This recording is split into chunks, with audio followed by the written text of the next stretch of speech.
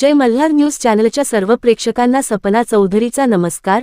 नंदुरबार जिल्ह्यातील शहादा नगरपालिकेच्या नगराध्यक्षपदी जनता विकास आघाडीचे उमेदवार अभिजित मोतीलाल पाटील यांची निवड झाली असून मात्र शहादा नगरपालिकेत भारतीय जनता पक्षाच्या जास्तीत जास्त नगरसेवक निवडून आल्याने मोठी कसरत पालिकेचे कामकाज करताना करावी लागणार असल्याची प्रतिक्रिया नवनिर्वाचित शहादा पालिकेचे जनता विकास आघाडीचे नगराध्यक्ष अभिजित पाटील यांनी व्यक्त केली असून दोघेही गटातील नगरसेवकांचा समन्वय साधून शहादा शहराचा राहिलेल्या विकास कामाचा बॅकलॉग भरून काढण्याची जबाबदारी वाढली असल्याचे यावेळी सांगितले आहे।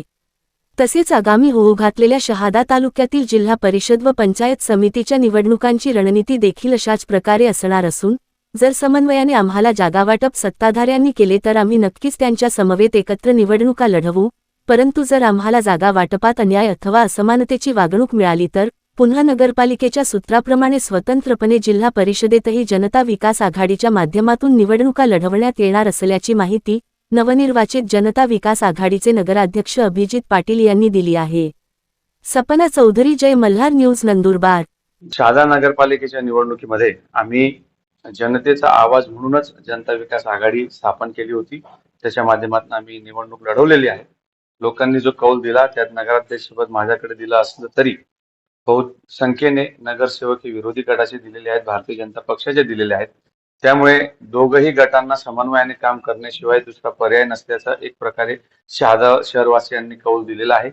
निश्चितपणाने शहादा शहराचा विकासाचा जो बॅकलॉग मागच्या अनेक वर्षापासून राहिलेला आहे तो पूर्ण करण्यासाठीच आम्ही भविष्यामध्ये सर्वच निवडून आलेले जे लोकप्रतिनिधी आहेत त्यांना सोबत घेऊन काम करण्याचा आमचा प्रयत्न सतत चालू आहे। जिल्हा परिषदेमध्ये देखील अनेक राजकीय नेत्यांनी ज्यांनी वेळोवेळी मला मार्गदर्शन केलेलं आहे अशा लोकांना सल्ला घेतल्यानंतरच आम्ही जिल्हा परिषदेमध्ये राजकीय पक्षांची भूमिका काय होईल किंवा आमच्या सोयीचे उमेदवार जिथं उभे राहायला आम्हाला देतील की नाही याच्यावरच आम्ही पुढची रणनीती ठरवणार आहोत।